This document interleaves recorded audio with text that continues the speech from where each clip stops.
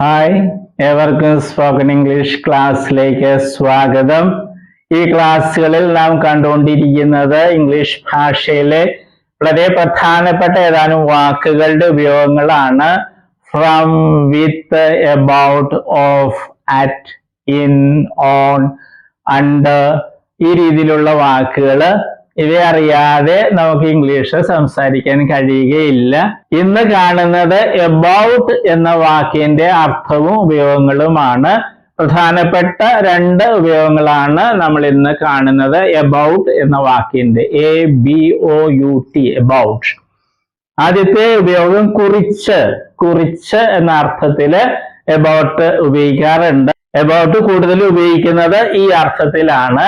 കഴിഞ്ഞ ക്ലാസ്സിലെ ഓഫ് എന്ന വാക്കും കുറിച്ച് എന്ന അർത്ഥത്തിൽ ഉപയോഗിക്കാറുണ്ട് എന്ന് കാണുകയുണ്ടായി. അതേപോലെ തന്നെ എബൌട്ട് ഉപയോഗിക്കും. ഒരുപക്ഷെ എബൌട്ട് ആണ് ഓഫിലും കൂടുതൽ കുറിച്ച് എന്നുള്ള അർത്ഥത്തിൽ ഉപയോഗിക്കാറുള്ളത്. ഓഫും ഉപയോഗിക്കാം. ഇവിടെ ഈ വാചകം നമുക്ക് നോക്കാം. He wrote about his life. He wrote, അവൻ എഴുതി. എന്തിനെ കുറിച്ച്? എബൌട്ട് ഹിസ് ലൈഫ്, അവന്റെ ജീവിതത്തെ കുറിച്ച് അവൻ എഴുതി. അവന്റെ ജീവിതത്തെ കുറിച്ച്.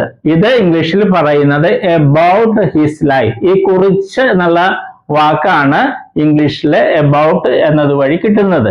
നേരത്തെ കണ്ടതുപോലെ ഓഫ് എന്ന വാക്ക് വെച്ച് നമുക്ക് ഈ വാചകം പറയാം. He wrote of his life. Of his life, അവന്റെ ജീവിതത്തെ കുറിച്ച് അവൻ എഴുതി.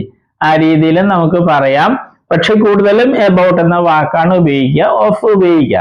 മലയാളത്തിൽ നമ്മൾ പറയുന്ന കുറിച്ച്, അത് ഇംഗ്ലീഷിൽ പറയുന്നത് പ്രധാനമായിട്ട് എബൌട്ട് എന്ന വാക്ക് ഉപയോഗിച്ചാണ്. വീണ്ടും പറയുന്നു, ഓഫ് എന്ന വാക്കും ഉപയോഗിക്കാം. ഞാൻ അവനെ കുറിച്ച് സംസാരിച്ചു. I spoke about him. He said to me about his problems. He said to me about his problems, അവന്റെ പ്രശ്നങ്ങളെ കുറിച്ച്. About his problems, he said to me, അവൻ എന്നോട് പറഞ്ഞു. ഇംഗ്ലീഷിലെ he said to me about his problems. ഈ രീതിയിൽ practice ചെയ്യുക. നിങ്ങൾ ഈ വാചകം തന്നെ എടുത്ത് പ്രാക്ടീസ് ചെയ്താലും മതി. ഹിക്ക് വേറെ മറ്റ് സബ്ജക്റ്റുകളൊക്കെ വയ്ക്കാം. I, we, Raju, Sita, they, she, ആ രീതിയിലൊക്കെ വയ്ക്കാം. ഈ ടെൻസ് മാറ്റി മാറ്റി വയ്ക്കാം. നമ്മൾ പഠിച്ചതൊക്കെ ഉപയോഗിക്കാം. ഷുഡ് വെച്ച്, ക്യാൻ വെച്ച്, കുഡ് വെച്ച്, അതുപോലെ വിവിധ വാചകങ്ങൾ കണ്ട് അതെല്ലാം നമ്മൾ ഇവിടെ പ്രാക്ടീസ് ചെയ്യുക. ഈ ഒരു വാചകം തന്നെ സബ്ജക്റ്റുകൾ മാറ്റി ഈ ടെൻസും മാറ്റി പ്രാക്ടീസ് ചെയ്യുക. ഓക്കെ, എബൌട്ട് എന്നുള്ളത് മാറ്റരുത്. ഓക്കെ, ഓഫ് ഉപയോഗിക്കരുത്. ഓഫും ഉപയോഗിക്കാം, പക്ഷെ ഇവിടെ നമ്മൾ എബൌട്ട് വെച്ച് പ്രാക്ടീസ് ചെയ്യുക. അതുപോലെ പ്രാക്ടീസ് ചെയ്യുമ്പോൾ അർത്ഥമുള്ള വാചകമാണോ എന്ന് പ്രത്യേകം ശ്രദ്ധിക്കുക. ഓക്കെ, രണ്ടുപേരിരുന്ന് പ്രാക്ടീസ് ചെയ്യാനേ കുറെ കൂടി നല്ലതാണ്. തെറ്റ് വന്നാല് തിരുത്താൻ പറ്റും, ബോറടിക്കുകയില്ല. അല്ലേ? ഇനി നമ്മൾ കാണുന്നത് എബൌട്ടിന്റെ രണ്ടാമത്തെ ഉപയോഗമാണ്. നമ്മൾ മലയാളത്തിൽ പറയുന്ന ഏതാണ്ട്, ഉദ്ദേശം, ഒരു കണക്കൊക്കെ പറയില്ലേ? ഏതാണ്ട് 5000 പേർ വന്നു. ഏതാണ്ട് അല്ലെങ്കിൽ ഏകദേശം 5000 പേർ വന്നു. അങ്ങനെ കൃത്യതയില്ലാതെ നമ്മൾ ഏകദേശം പറയുന്നതിന് എബൌട്ട് ഉപയോഗിക്കാറുണ്ട്. നമുക്ക് ഈ വാചകം നോക്കാം. വി ഇൻവൈറ്റഡ്, ഞങ്ങൾ ക്ഷണിച്ചു. എബൌട്ട് 50 ഫ്രണ്ട്സ്, ഏതാണ്ട് 50ഓളം കൂട്ടുകാരെ. ഏകദേശം 50ഓളം കൂട്ടുകാരെ ഞങ്ങൾ ക്ഷണിച്ചു. അങ്ങനെ നമ്മൾ മലയാളത്തിൽ പറയുന്നത് ഇംഗ്ലീഷിൽ എബൌട്ട് എന്ന വാക്ക് വെച്ചാണ് പറയുക. വി ഇൻവൈറ്റഡ് എബൌട്ട് 50 ഫ്രണ്ട്സ്, ഏതാണ്ട് 50ഓളം കൂട്ടുകാരെ ഞങ്ങൾ ക്ഷണിച്ചു. ഈ വാചകം നമുക്ക് നോക്കാം. About 100 students attended the class. About 100 students, ഏതാണ്ട് 100ഓളം വിദ്യാർത്ഥികൾ, അല്ലെങ്കിൽ ഏതാണ്ട് 100 വിദ്യാർത്ഥികൾ. കൃത്യം 100 അല്ല, ഏകദേശം 100 വിദ്യാർത്ഥികൾ. അങ്ങനെ നമ്മൾ മലയാളത്തിൽ പറയുന്നത് ഇംഗ്ലീഷിലെ എബൌട്ട് എന്ന വാക്ക് വെച്ചാണ് പറയുക. About 100 students attended the class, ഏതാണ്ട് 100ഓളം വിദ്യാർത്ഥികൾ ക്ലാസ് അറ്റൻഡ് ചെയ്തു. ഈ വാചകം നോക്കാം. There were about 3000 people in the stadium. സ്റ്റേഡിയത്തിൽ ഏതാണ്ട് 3000ഓളം പേർ ഉണ്ടായിരുന്നു. There were നമ്മൾ പഠിച്ചതാണ്.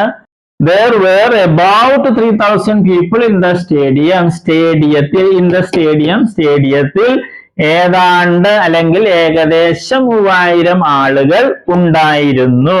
There were നമ്മൾ പഠിച്ചതാണ്. There are about 3000 people in the stadium. There are, സ്റ്റേഡിയത്തിൽ ഏതാണ്ട് 3000-ഓളം ആളുകൾ ഉണ്ട്. there are. there were എന്ന് പറയുമ്പോൾ ഉണ്ടായിരുന്നു. അതെല്ലാം നമ്മൾ പഠിച്ചതാണ്. അതെല്ലാം നമ്മൾ ഇവിടെ ഉപയോഗിക്കണം. ഈ വാചകം ഇതുപോലെ മറ്റു വാക്കുകൾ വെച്ച് പ്രാക്ടീസ് ചെയ്യാൻ പറ്റും. ഉദാഹരണമായിട്ട് there are about 200 chairs in the hall. there are about 200 chairs in the hall. ഹാളിൽ ഏതാണ്ട് 200ഓളം കസേരകളുണ്ട്. there were about 200 chairs in the hall. there were ഏതാണ്ട് 200ഓളം കസേരകൾ ഹാളിൽ ഉണ്ടായിരുന്നു. about 200 chairs. about 200 chairs. ഏകദേശം 200 കസേരകൾ അല്ലെങ്കിൽ ഏതാണ്ട് 200 കസേരകൾ. അങ്ങനെ കൃത്യമായിട്ടുള്ളത് പറയാതെ ഏതാണ്ട് ഉദ്ദേശം വെച്ച് പറയുന്നതിന് ഇംഗ്ലീഷിൽ about വയ്ക്കും. നമ്മളുടെ മലയാളത്തിൽ ഏതാണ്ട് അല്ലെങ്കിൽ ഏകദേശം എന്നുള്ള വാക്കുകളൊക്കെയാണ് ഉപയോഗിക്കുക. അത് ഈ രീതിയിലാണ് ഇംഗ്ലീഷിൽ പറയുന്നത് about വെച്ച്. ഓക്കെ, ഇതും പ്രാക്ടീസ് ചെയ്യണം. ഇവിടെയും നമുക്ക് സബ്ജക്ട് മാറ്റി വയ്ക്കാം. 50 ഫ്രണ്ട്സിന് പകരം വേറെ വാക്കുകൾ വയ്ക്കാം. we invited about 50 neighbors. we invited about 50 students. we invited about 50 teachers. ഈ രീതിയിലൊക്കെ പറയാം. ഈ രീതിയിൽ നിങ്ങൾ പ്രാക്ടീസ് ചെയ്യണം. ഈ ക്ലാസ്സിൽ നമ്മൾ കണ്ടത് about എന്ന വാക്കിന്റെ അർത്ഥങ്ങളാണ്. പ്രധാനമായിട്ടും 2 അർത്ഥങ്ങളാണ് ഉള്ളത് അല്ലെങ്കിൽ ഉപയോഗങ്ങളാണ് ഉള്ളത്. മലയാളത്തിൽ നമ്മൾ പറയുന്ന കുറിച്ച്, അവനെ കുറിച്ച്, പുസ്തകത്തെ കുറിച്ച്, ജീവിതത്തെ കുറിച്ച് അങ്ങനെ പറയുന്നത് ഇംഗ്ലീഷിലെ about വെച്ചാണ്. aboutന്റെ മറ്റൊരു ഉപയോഗമാണ്, അർത്ഥമാണ് ഏതാണ്ട് അല്ലെങ്കിൽ ഏകദേശം എന്ന് മലയാളത്തിൽ നമ്മൾ പറയുന്നത്. അങ്ങനെ പറയാൻ ഇംഗ്ലീഷിൽ about ഉപയോഗിക്കും. ഏതാണ്ട് 500 പേർ വന്നു. about 500 people came. ഏതാണ്ട് 100 കസേരകൾ, ഏതാണ്ട് 50 വിദ്യാർത്ഥികൾ, ഏകദേശം 500 പേർ. ആ രീതിയിലൊക്കെ പറയുന്നതിന് about വെച്ചാ പറയുന്നത്. എല്ലാ ക്ലാസ്സിലും പറയുന്നത് പോലെ പ്രാക്ടീസ് ചെയ്യണം. വാചകങ്ങളൊക്കെ നമ്മൾ കുറെ പഠിച്ചിട്ടുണ്ട്. അതെല്ലാം കൃത്യമായിട്ട് ഉപയോഗിക്കാനും ശ്രദ്ധിക്കുക. തെറ്റുകൂടാതെ പ്രാക്ടീസ് ചെയ്യാൻ ശ്രദ്ധിക്കണം. ഒരാൾ കൂടി ഉണ്ടെങ്കിൽ കുറെ കൂടി നന്നായിരിക്കും. തെറ്റ് വന്നാൽ തിരുത്താൻ പറ്റും. തന്നെയല്ല ബോറടി ഉണ്ടാവില്ല അല്ലേ? ഇനി വെർബിന്റെ ലിസ്റ്റ് ഉണ്ട്. പതിപോലെയുള്ള ലിസ്റ്റാണ്. അതിലെ വാക്കുകൾ പഠിക്കുക. കുറച്ച് വാക്കുകൾ എല്ലാ ദിവസവും പഠിക്കണം. പുതിയ വേർബ്സും പഠിക്കണം. അതുപോലെ പുതിയ ഇംഗ്ലീഷ് വാക്കുകളൊക്കെ എല്ലാ ദിവസവും കുറച്ച് ഇംഗ്ലീഷ് വാക്കുകൾ നിർബന്ധമായിട്ടും പഠിക്കണം. അർത്ഥം പഠിക്കണം, ഉച്ചാരണം പഠിക്കണം. അങ്ങനെ വളരെ ആത്മവിശ്വാസത്തോടെ തെറ്റുകൂടാതെ ഒഴുക്കോടെ ഇംഗ്ലീഷ് പറയാൻ പറ്റും. ഇംഗ്ലീഷ് പഠിക്കുന്നത് വളരെ എളുപ്പമാണ്. Okay, all the best. നമ്മൾ വെർബുകളാണ് കാണുന്നത്. വെർബ്സ് എന്ന് പറയുന്നത് ക്രിയകൾ അല്ലെ, വരിക, പോവുക എന്നൊക്കെ പറയുന്നതാണ് വെർബ് അല്ലെ ക്രിയകള്. അപ്പൊ വെർബിന് അല്ലെ ക്രിയക്ക് ധാരാളം രൂപങ്ങളുണ്ട്. ഉദാഹരണമായിട്ട് മലയാളത്തിൽ എഴുതുക എന്ന ക്രിയ അല്ലെങ്കിൽ വെർബ് എടുക്കുക, അങ്ങനെ ഒത്തിരി രൂപങ്ങൾ. എഴുതുക, എഴുതും, എഴുതുകയാണ്, എഴുതിയിട്ടുണ്ടായിരുന്നു, എഴുതുവാൻ, എഴുതുമായിരുന്നു, എഴുതണമായിരുന്നു, അങ്ങനെയൊക്കെ ധാരാളം രൂപങ്ങൾ മലയാളത്തിലുണ്ട്. അതുപോലെ ഇംഗ്ലീഷിലുണ്ട് ധാരാളം ഫോംസ്, രൂപങ്ങളുണ്ട്. അതിൽ 4 എണ്ണമാണ് ഇംഗ്ലീഷിലെ ഏറ്റവും പ്രധാനപ്പെട്ട രൂപങ്ങൾ. അതേതൊക്കെയാണ്? ഫോം എന്ന് വെച്ചാൽ രൂപം. Base form, present form, past form, past participle form. ഈ 4 രൂപങ്ങളാണ് ഏറ്റവും പ്രധാനപ്പെട്ടത്. കാരണം ഇംഗ്ലീഷില് എല്ലാ ടെൻസ് എന്ന് പറയുന്നത് അത് മറ്റൊക്കെ ഉണ്ടാക്കുന്നത് ഈ 4 എണ്ണത്തില് ഏതെങ്കിലുമൊക്കെ ഉപയോഗിച്ചാണ് ടെൻസും മറ്റും ഉണ്ടാക്കുന്നത്. അപ്പൊ ഈ 4 എണ്ണം അറിഞ്ഞിരിക്കണം, എങ്കിലേ ഇംഗ്ലീഷ് സംസാരിക്കാനും എഴുതാനൊക്കെ സാധിക്കുകയുള്ളൂ. അപ്പൊ നമ്മൾ ഉദാഹരണമായിട്ട് ബേസ് ഫോം അല്ലേ, ഉദാഹരണമായിട്ട് റൈറ്റ് എന്ന വെർബ് എടുക്കുന്നു. അതിന്റെ അർത്ഥം എന്താണ്? എഴുതുക.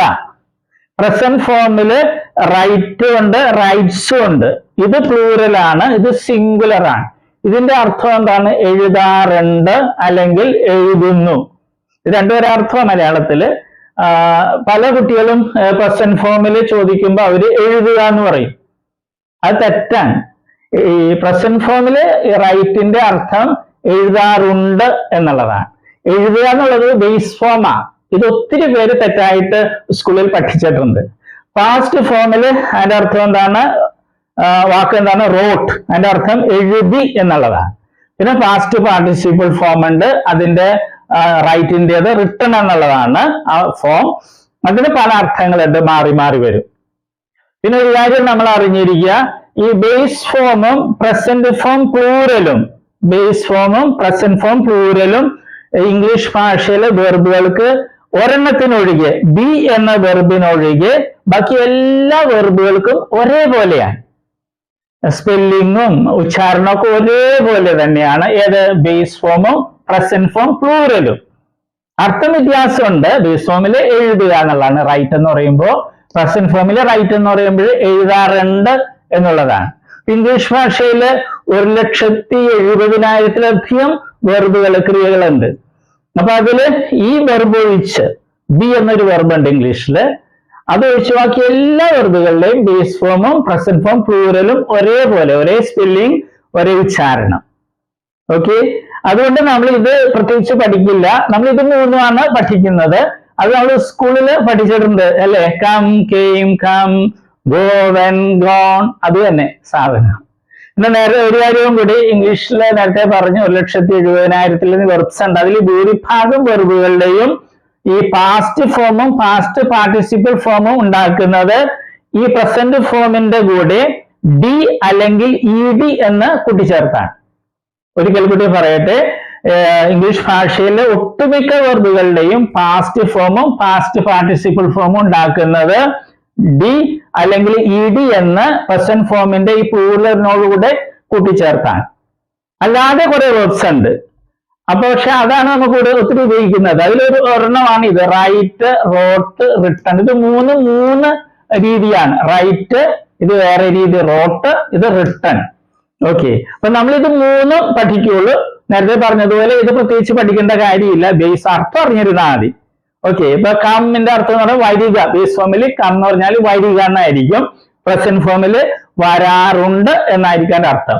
ഉച്ചാരണവും സ്പെല്ലിങ്ങും ഒന്ന് തന്നെ ആയിരിക്കും. അപ്പൊ നമ്മളിത് മൂന്ന് സ്കൂളിൽ നമ്മൾ പഠിച്ചിട്ടുണ്ട്. അത് ശരിയായിട്ടൊന്ന് മനസ്സിലാക്കണമെന്നേ ഉള്ളൂ. നമ്മളൊരു 16 ലിസ്റ്റ് വെർബുകൾ ഉണ്ടാക്കിയിട്ടുണ്ട്. ഏറ്റവും കൂടുതൽ ഉപയോഗിക്കുന്ന വെർബ്സ് ആണ് ഇടിയും ചേർത്തതും ഉണ്ട്. പിന്നെ പ്രത്യേകതയുള്ള വെർബ്സും ഉണ്ട്. അത് നമ്മൾ പഠിക്കണം. നമ്മൾ വെർബിന്റെ ആദ്യത്തെ ലിസ്റ്റ് എടുക്കുകയാണ്. അതിൽ ആദ്യത്തെ 15 വെർബ്സ് നോക്കുക. അതില് present form, past form, past participle form, ആ വെർബ്സ് മൂന്നും ഒരേപോലെ ഇരിക്കുകയാണ് അല്ലെ. നമ്മള് ബേസ് ഫോം പ്രത്യേകിച്ച് പഠിക്കില്ല, കാരണം നേരത്തെ കണ്ടതുപോലെ ബേസ് ഫോമും പ്രസന്റ് ഫോം പ്ലൂരലും ഒരേപോലെ ഇരിക്കും എല്ലാ വെർബ്സിന്റെയും. അപ്പൊ ഉദാഹരണമായിട്ട് കട്ട്, അതിന് പ്രസന്റ് ഫോമില് സിംഗുലർ ഉണ്ട്, കട്ട്സ് ഉണ്ട്. അതിന്റെ അർത്ഥം എന്താണ്? മുറിക്കാറുണ്ട് അല്ലെങ്കിൽ മുറിക്കുന്നു. പാസ്റ്റ് ഫോം കട്ട് തന്നെയെന്നാണ്, പക്ഷെ അർത്ഥം വ്യത്യാസമുണ്ട്, മുറിച്ചു. പിന്നെ പാസ്റ്റ് പാർട്ടിസിപ്പിൾ ഫോം ആണ്, അത് കട്ട്, അർത്ഥം മാറി മാറി വരും. അപ്പൊ ഞാനിനി 3 ഫോംസേ വായിക്കുള്ളൂ. അപ്പൊ present, past, past participle. Put, put, puttu.